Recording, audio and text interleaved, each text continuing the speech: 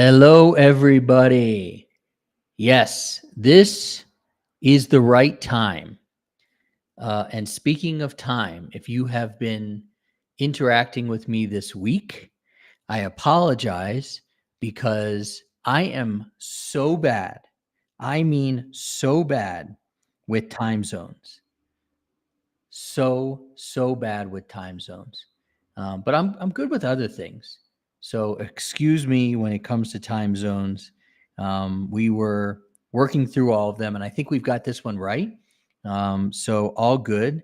I believe my co-host and my friend and my colleague John Gamba is going to be joining here. And boom, Hey, there's Josh. the man. What's up, man?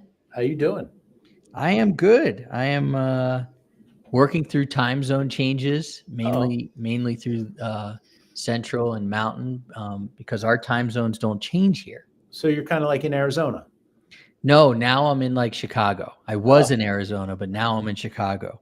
But yeah, all good, man. How are you and where are you? I'm on campus in West Philly. Cool. We are in our post-election haze, psyched that we're not getting any more texts, at least not many. Yeah. That was a lot. Yeah, that was a lot. And it's a lot for a lot of people on this campus. And we'll just leave it there. Yeah. I replied stop to a lot.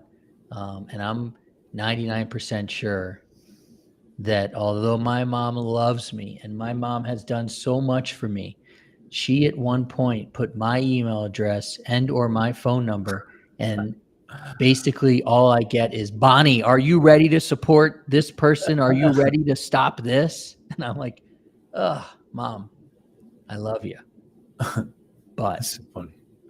and so were you on the West Coast just recently? I was not. No, I'm going to the West Coast for It's coming up this next Friday, not tomorrow, next Friday. Going to Stanford and Google for two big events. Fired up, the Learning Accelerator at Stanford and an AI conference at the Googleplex. And the Learning Accelerator at Stanford, what are you going there to share ideas, Penn and Talk Stanford? to students, actually. Yeah, student entrepreneurs who are thinking about the principles, practical applications for social impact entrepreneurship. Yes. Okay, cool. We'll keep an eye on you. For everybody who's joining, whether you are on Facebook or YouTube or LinkedIn, I will open up the chat here. It's always nice to see where everybody is. We've got Ernie chiming in. We have a meeting tomorrow with Ernie to talk about his conference. Awesome. And I'm not going to steal Ernie's thunder, but the man is riding a wave of some real big opportunities. He has been working his ass off in the EdSales Elevation Experience, and it is paying off. So other folks who are here, please put your name into the chat, where you are, your business in the education space, questions, comments, concerns. You want to talk NFC East? John and I finally can. Oh no, then John Martin pops his head up, and he's at the bottom of the NFC East, but we still love the dude. We love him. So today, John, we're going to talk about something that really challenges a lot of folks in the education space. It's one of the first questions I get when I start working with people, which is that who do we sell to? Cracking the code, selling to schools. And people are exhausted pitching a product, pitching a service, pitching a solution to every single person in a school district.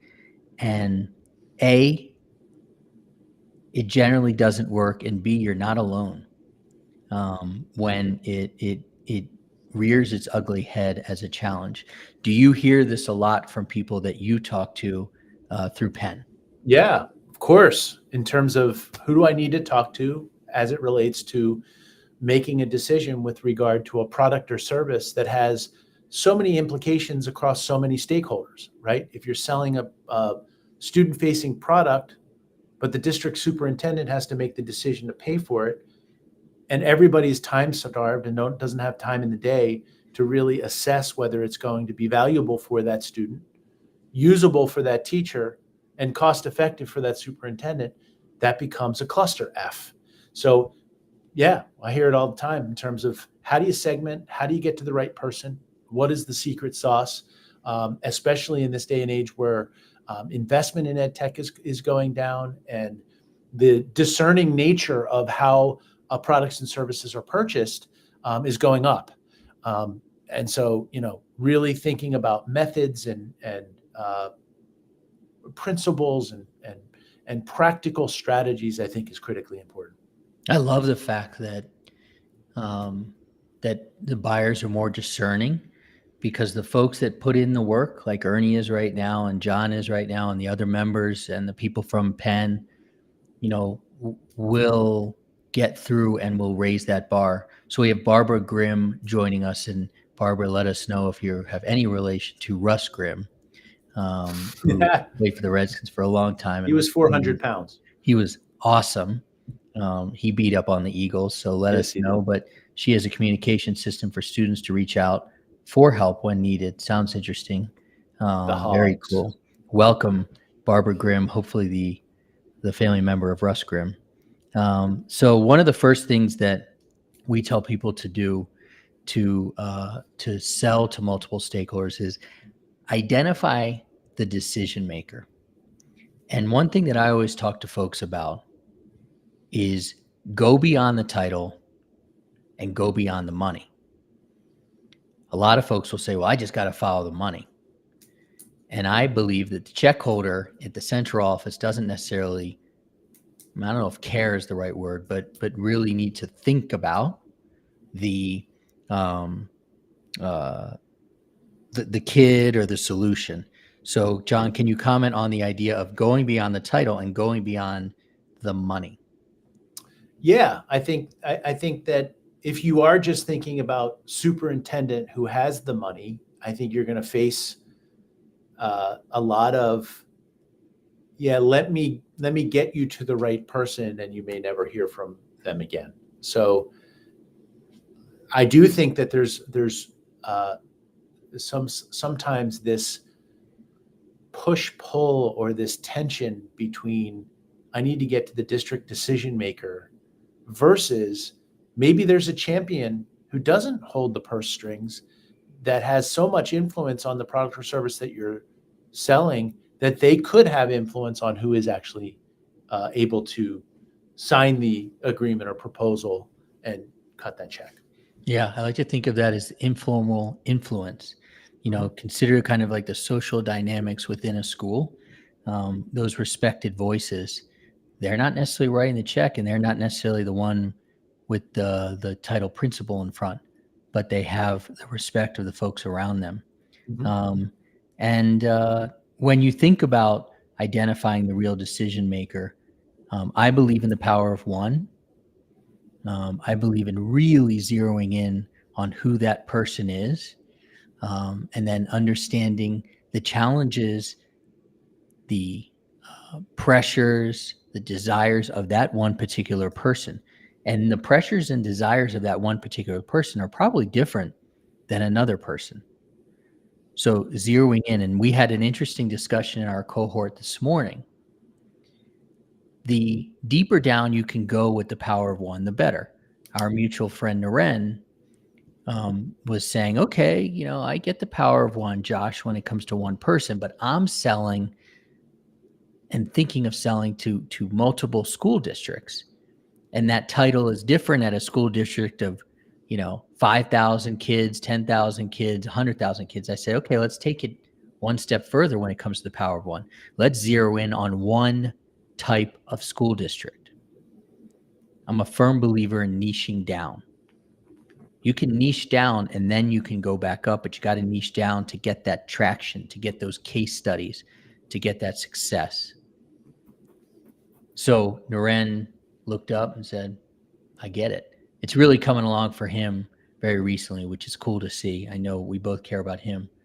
So it helps that he has a super differentiated product too, in terms of actionable insights on mental health data points. So yeah, I think that coaching really makes a lot of sense and will help him in metamorphics. Excellent. Yes, Some of the other strategies that we're going to talk about here, reaching each stakeholder effectively. We just kind of hit on that here, top down, bottom up, and really the messaging without being pushy. So when we talk about reaching each stakeholder effectively, one of the things I always like to suggest after the raise your hand campaign, which is what our people do, or a listening campaign, you need to speak their language.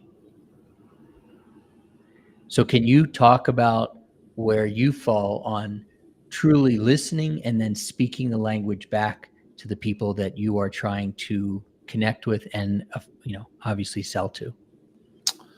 I'm going to say it in probably a little bit different way than your specific coaching, but it's Okay. probably there in terms of keeping this simple and giving some clarifying advice on that question. And I consider it the 3 R's. One is the relationship, building the relationship with the right relationship. If you can get introduced to somebody through a lens of trust capital, I need you to talk to Ernie because I've done business with him and he does business with her, and you can trust that this is a good relationship. So that gets back to, it's a relationship business at the end of the day. And the more that you can have, the more that you can have a personal relationship, the better. And the more that you understand the relationship of the parties that are going to touch and decide how to buy your product, the better. So relationships, I think, is key. The second is the research, right? To Naren's point, a small district thinks differently and has a different set of relationships and stakeholders than a large district. So knowing through research how decisions are made, what the strategic plan is, and how those decisions and that strategic plan aligns with what you're selling, I think is critically important. Third R is rationale. I think that if you get into the door and get into an engaging conversation with the right relationship, by having a good relationship with them and it not being cold, and you've done the research to know the dynamic of that district and how your product aligns with their strategic plan, you got to make the rationale for why your product or service is differentiated and why your product or service is going to deliver on a pain point that they have. Let me give you an example of that.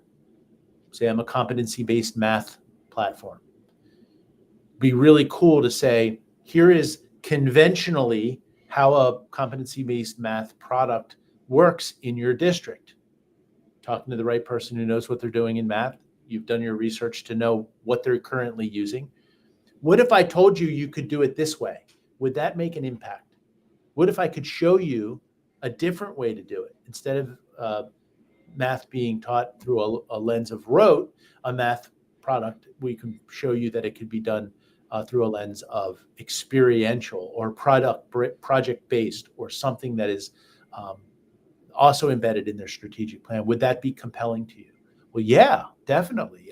We're looking for things that can deliver in that way, and then you show them. So you've built the relationship, you've done your research, you've crafted the rationale.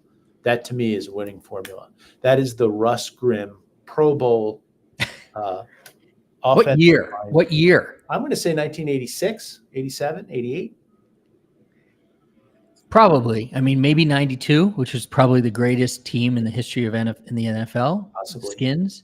I was thinking when your running back Tim ran for 272 yards in the Super Bowl, probably behind Russ Grimm in 1987, 1988. I mean, look at me. If I have more knowledge on the Washington Redskins than you, it's ridiculous.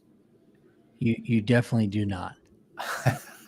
You got to more knowledge. I can't wait to do this research on whether Russ Grimm was 86, 87, or 92. But I know both of those teams were great and better than the Eagles, so I'll leave it at that. Well, Barbara is unfortunately not related, but that's okay. We're gonna pretend like she is. We're just happy to have her. I just want people to recognize that And John's quiet, by the way, with no defensive ends, a decimated secondary, and a starting quarterback who's paid $390 million, who won't be playing for many weeks. Which, by the way, John, spells for a blowout of the Eagles this weekend. So there was somebody sent, as all of the memes were being sent around the world yesterday, somebody sent me from Philly, my buddy Chris Kennedy, who runs the Kennedy Auto Group there, sent me a picture, and it was the picture of the sticker that said I voted, had the American flag, and it just said Cowboys suck. And that was the best one I had seen. So just want people to know, when I'm here, I am learning. I wrote down what John said here. And so I'm learning as well. So relationship, research, rationale, why you, and I wanted to comment on that. When it comes to the why you, to me, that comes down to the signature solution, and that kind of almost dovetails, even though it's one of my least favorite words, into demos and having that real interesting conversation with people. And the signature solution that we teach helps people to show your ideal client in a very concise way, 1 page, 9 steps, how you are going to take them on a journey to solve their biggest problem. And I would like to add one more R.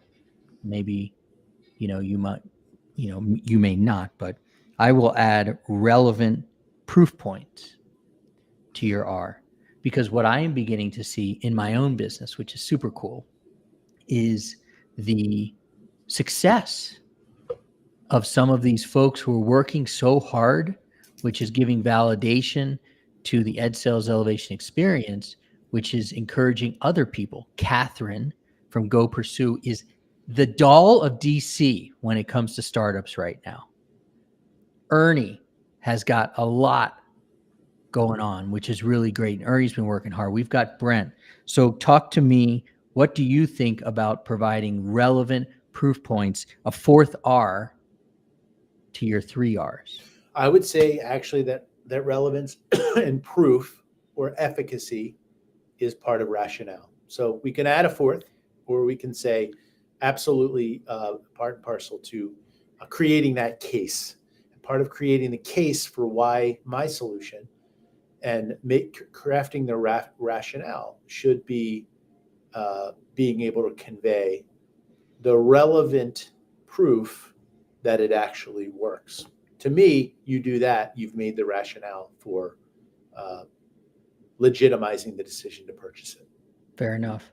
Welcome in Samir. I believe, if I remember correctly, Samir is in the Philadelphia area, building a language platform for L2 educators to help create interactive learning activities to help students improve their language skills at their own pace based on school curriculum. Samir, thank you for sending that. Samir is a part of our LinkedIn challenge that we're doing, a LinkedIn 10-day challenge. So I'm sure he's kind of working on his headline as well. I help who using what method get which results. And right now, John, I am going to throw up, which didn't sound good, your Catalyst QR code here. So if you want to talk about Catalyst, please. Catalyst and Catapult, our innovation center, and Catapult, our virtual accelerator, 4 months advanced membership, $399 one-time fee, gives people a virtual assessment of their business and support in 3 areas of acceleration: leadership or team building, product or tech development, market or go-to-market strategies, and fundraising finance, how to create a winning fundraising strategy, all in association with our research infrastructure here at Penn GSE. Great reviews for the first close to 100 founders who have gone through it. Again, $399 one-time fee. You get an assessment, you get 4 lanes of acceleration, and some really great strategic support from 20 to 30 strategic advisors who can help you on your journey, including you, Josh. I'm still waiting for my login and password. Are you? Yeah, but I'll take it. Yeah. Well, our next cycle is coming in February, so we'll make sure that that's. Whenever the time is right. I've told this story a million times. When I was on TV in Harrisonburg, Virginia, for us to do Go something. Dukes. Go Dukes. Go Bridgewater. There's a lot of great schools down there. Bridgewater Eagles. They won the D3 championships a ton of times when I was there. Yeah. But when I was there, if we wanted to I make think it Kevin Haley, right? John Martin. You're pulling him back in. Yeah. Let me Went see to here. JMU, Dallas Cowboys. Also the 49ers. 3 R's matches 3 E better, Ernie says. When I was there, if we wanted to make it look like we were going live, we had to run a cable to the front of the studio. And that was technology. But the technology now that we're using, John, we are live on Facebook, on LinkedIn, on YouTube, on Instagram, and I can see that somebody just snapped that QR code for Catalyst. So Nice. that's how amazing the technology is that we're working with. But as far as technology comes, there's still some basic questions that are asked when selling to schools. One of them being top down, bottom up. Top down, bottom up. Top down. Start with the district leaders to get that buy-in, and you work your way down to individual schools. Bottom up. Build those grassroots support among those teachers, then leverage their enthusiasm to influence the decision makers that are higher up. Let's hear your thoughts on top down, bottom up, and then I will give my thoughts. No silver bullet, no one way. Depends on the product and service. Really needs to be, an integrated school-to-home communications platform that allows a superintendent to record a personalized voice message and send it out to parents in a moment's notice. My old company, something like a Parent Square, not going to be selling that to a principal, not going to be influencing a principal to make a purchase decision. That's a top-down all day long. Start getting into a voice recognition software solution that helps teachers in a hybrid blended learning environment support students with disabilities. May want to start bottoms up, may want to start at the teacher or principal level and work your way up from there. So it really just depends on the type of product, the sector you're in, and how the product or service is conventionally sold. Yeah, and then you have solutions like Flex Academies, my second company that was neither. We worked very closely with PTAs, and PTA signed our. Are you drinking vodka there? Mm-mm. Always water. It looked like you took a tough sip. No. I wish I could use some vodka this week. Geez. But in the case of Flex, we sold to PTA presidents who I believe really ran the schools and in some cases ran the school districts that we were in. And so that was an interesting, that's not top down, that's not bottom up, that's pretty much backdoor. But the PTAs would kind of open the back door for us to come in, and then the principals would bless us. And a lot of people would say, still, how do you sell to PTAs? And those were our clients. And when you get to know your client, their pains, their pleasures, their desires, then it's very easy to sell to them because you're not really selling to them. You're offering them a solution to their problems. And so we could probably throw in a backdoor in terms of top down, bottom up. At the end of the day, in my opinion, it comes down to messaging. You can sell, you can identify the right person. They can open the door for you. But if your messaging doesn't focus on benefits and not features, you're not going to get the result that you're looking for. And you can personalize your pitch, check. You can build relationships, check. You can be a resource, check. But all of those things are a part of effective messaging. I believe that messaging comes down to an art and a science. The art is that listening that you've done to craft a message that speaks directly to your ideal client. The science part is testing subjects, testing the message length, testing what works. And let me give you guys just a little tip when it comes to cold emails. If you are sending emails to people who've never heard from you in a school district, first of all, be very careful not to use your top level domain. Your top level domain is the email address that you send from traditionally. So I send emails from jc@joshchernikoff.com. That's my main email address. If I'm going to be sending cold emails to anybody, I'm going to use an alternate domain, aka a burner domain. Could be josh@edsales.org, j@jsales.com. Don't know what it is, but not my top level domain. And then when you are sending those emails, you don't want to use words like free. You don't want to put in any pictures. You don't want to put in any links. You want to have a short email that's going to make its way into the inbox of the person who you are sending it to. Those are some of the tips on cold email. But the message has to be clear and benefit filled. What are your thoughts, John? 100%. I have nothing. I wouldn't add anything to that.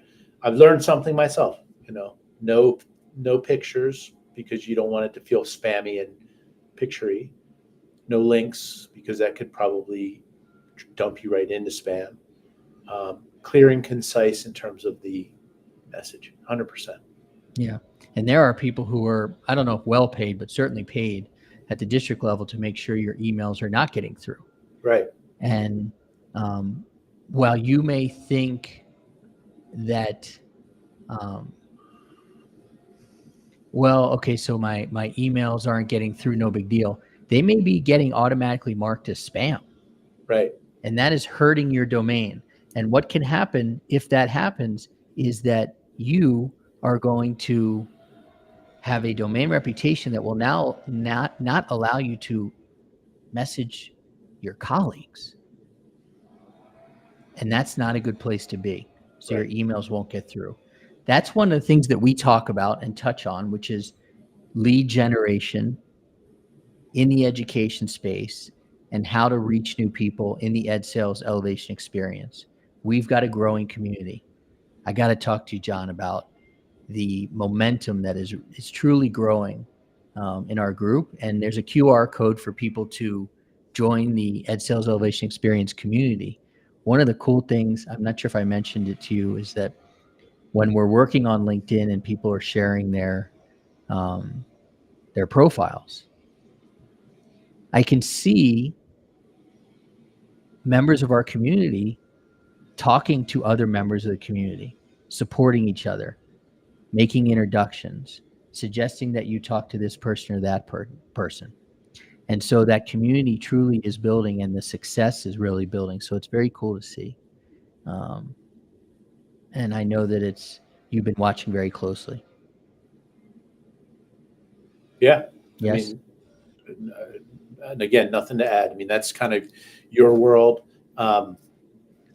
There's no question. Cool.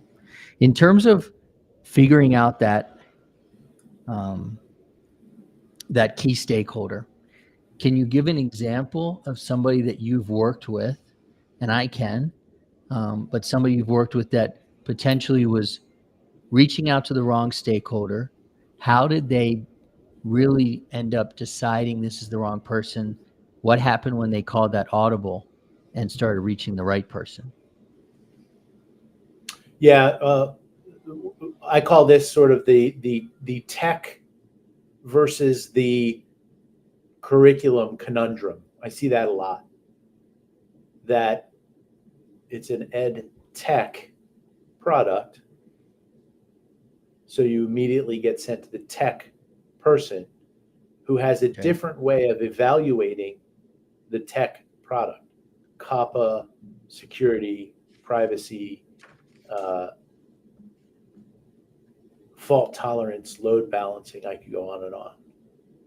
And the moment a company I got to keep it confidential, but the moment the company figured out that it isn't a conversation with the tech, more of the conversation of the ed tech person, chief academic officer, on how this product or service that was AI driven or tech heavy could improve outcomes in the areas of literacy and science of reading, the conversation changed. There was less pressure on making sure that it was technically viable and more of a conversation on academically or pedagogically viable.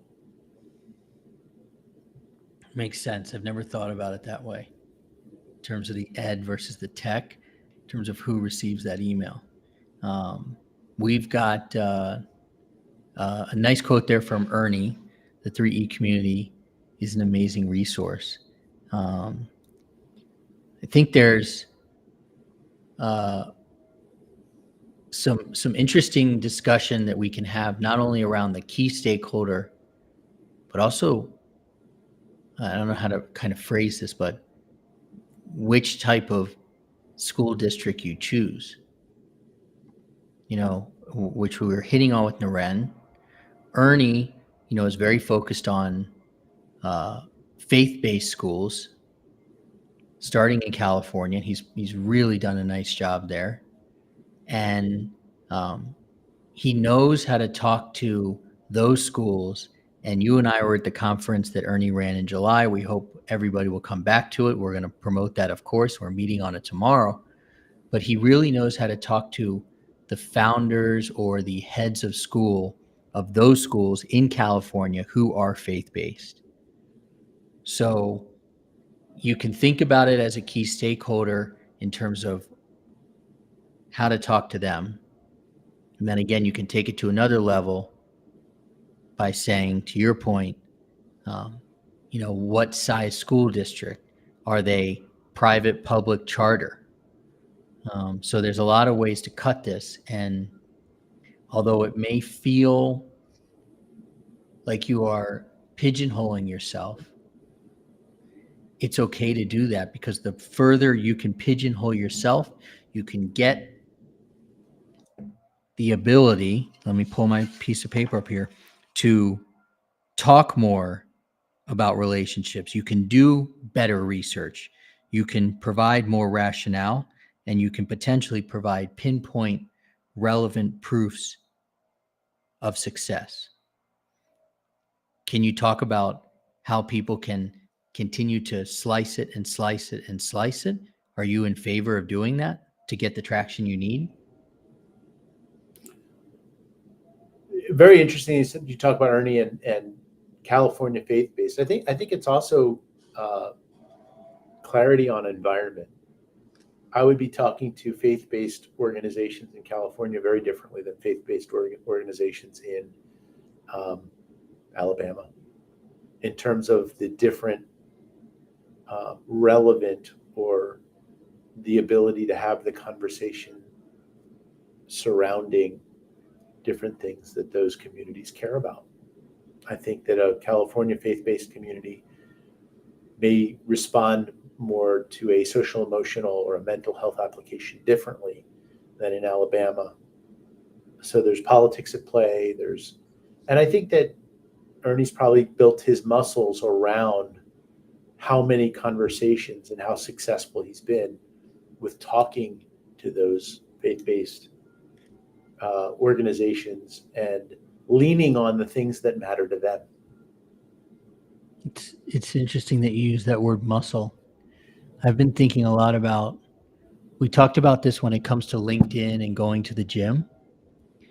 And, it is truly muscles that you build, confidence that you build when you are talking to the right people and you start to get that validation that you're doing the right thing, because you walk away feeling good and so do they. And that muscle building helps, and then it becomes a repeatable process. Because if you're talking to the right person, if you understand their challenges, then you're going to get to have essentially the same conversation over and over again with some nuances.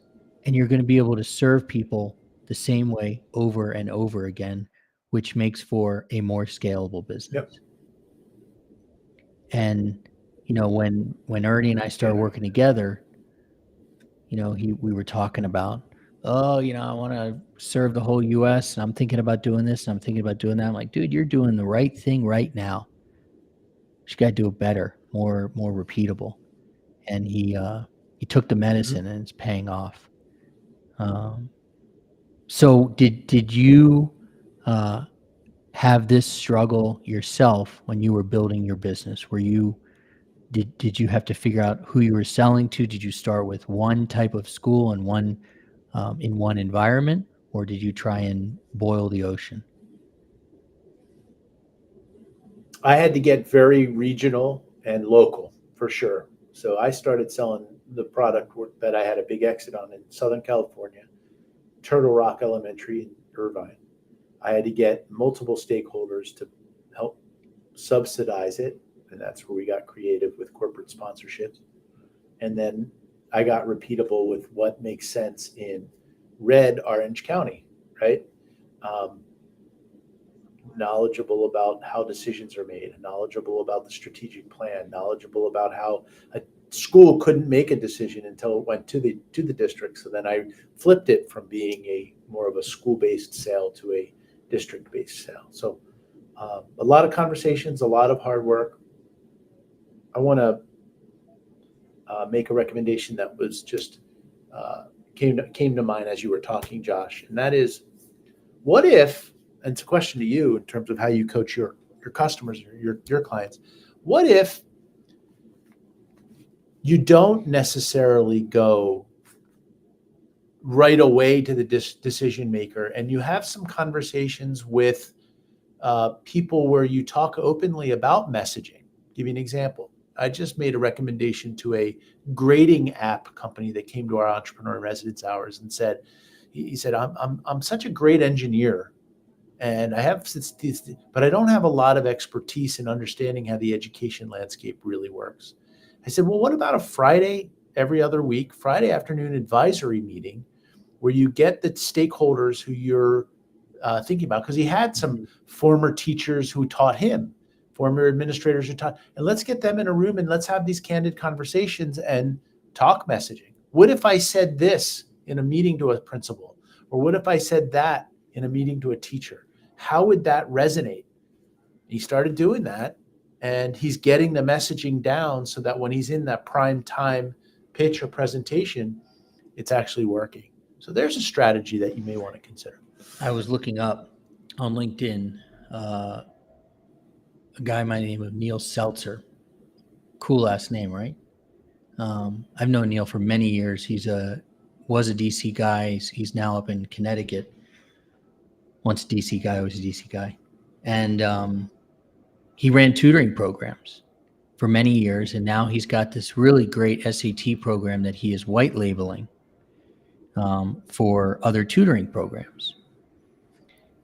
And we're going to take a page out of your entrepreneur in residence office hours for Neil. Because Neil is like the rest of us, like you would say, he's one of us. He wants to give back. He also wants to do good for his own wallet. But he has a lot of information he can offer to young tutoring companies. And so he's going to offer kind of that office hours to those tutors and then potentially be able to talk at some point about his white label product. So to answer your question, I love the idea of getting people into a room and having a conversation. I think the important thing would be to obviously provide value to them,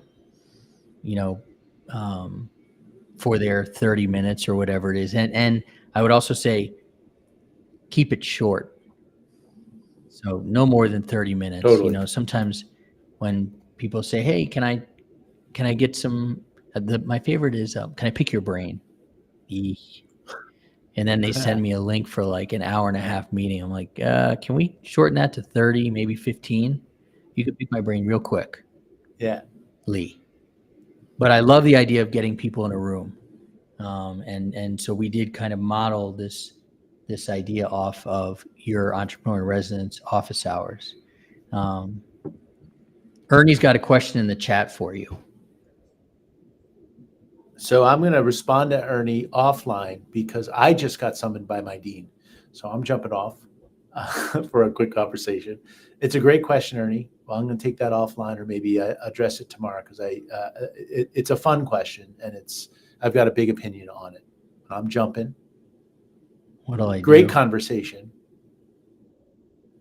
Relationships, research, and rationale.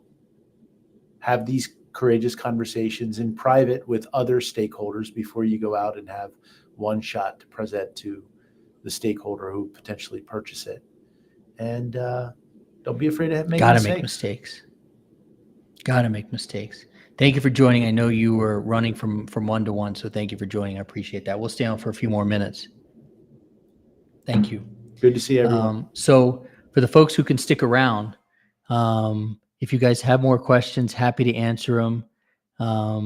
Some updates here is that we are potentially starting we are starting a cohort next Wednesday at 10 o'clock Eastern, an EdSales Elevation Experience cohort. We've got 4 people joining, and we have space for 10. And to tell you the truth, I'm not so concerned about the number 4 at this point, because adding this cohort was our coach Tony pushing me to say, no, we're not going to do these every quarter. We're going to do these every month and a half. And so, I'm listening to her advice, and she's right. And we have opened the doors, and people are walking through. We generally have 8 companies to 10 in our EdSales Elevation Experience. So Ernie, who's been a huge fan of what we've done, if you've got friends who you think are ready to join, please let me know. I'm happy to talk to them. We've got a couple great companies that are going to be joining the EdSales Elevation Experience 1 week from yesterday at 10 o'clock Eastern. And I promise I've got that time zone right. In the meantime, Ernie and John and I will be meeting tomorrow to talk about Ernie's conference, the Innovative Educators Conference out in sunny California. It happened last July. We'll do that again. We hope that more people will join because it's a really wonderful event. And that's kind of it for now. Happy to have people pop in questions that we can answer. John and I covered it, I think, pretty well. We will re-air this at 11 o'clock Eastern on Sunday. So if you want to rewatch it and or share it with other people, that's great. One last push here for people joining the EdSales Elevation Experience community. The community is getting stronger and stronger by the day. I hope that everybody here has felt the momentum in their business, the momentum in what they're doing, that this group is feeling now. Because I think we're all recognizing, I'm talking about Ernie, I'm talking about John Martin, I'm talking about Anissa and Marnie and the great Catherine in DC. We're really all getting together to help each other. So from John Martin, there was a question here. And John, I don't know why you have one of those names that I feel like I have to say both of their names. Do you find that? No pictures, buzzwords like free, no links on a cold email. What about a one-pager attached? The answer is no. Absolutely no. That is going to get caught up and sent right back to you, or it's going to get you caught as spam, and that will hurt your reputation. A one-pager is essentially a link. In a cold email, we're talking 200 to 250 words maximum, and there should be no links, there should be no attachments, there should be no free, there should be no buzzwords. And where we get our clients to is the confidence to be able to send emails to people they don't know without being pushy or salesy. And in addition to the confidence, we teach them the science. And the science is what John is asking about here. And we teach the art, which is the messaging. We work on the messaging. John, we're a couple weeks away from getting to the messaging. So good question, but yeah, no buzzwords, no pictures, no links, no attachments. Where you can feel good though, feel very good, John and others, is that you've been working on your LinkedIn profile. And so if you have worked on your LinkedIn profile and you've got that banner and you've got that headline and you've got that about section and you've got that experience section and your featured section is up to date and you've got recommendations from folks. If somebody receives an email from you that speaks to them and doesn't have pictures or buzzwords or links or a one-pager attached, they're going to go check you out. And they're going to find John Martin on LinkedIn, and they're going to see that, well, I don't know who this person is. Their email was intriguing, even though I don't know who they are. And clearly they've got some credibility. And I can see from their headline that they can help me, because their headline tells me I help who, using what method, get which results.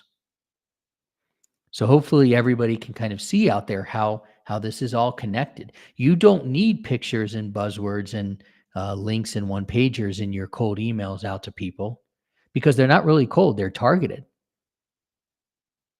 And they're targeted because you know you can help them and your messaging is good. And they probably think you can help them as well, which is why they're going to go check you out. And when they do check you out on LinkedIn, everything will be confirmed. And then they will reach out. So I hope you guys can see how it's all connected. It's all connected. So this has been another great talk. Of course, we've mixed in some football. We had Barbara Grimm join us. Barbara, it'd be great to talk more. Seems like you know the great John Martin. Samir, awesome to have you again. And great to have you in the LinkedIn 10-day challenge. Ernie, so proud of you, man. So damn proud of you.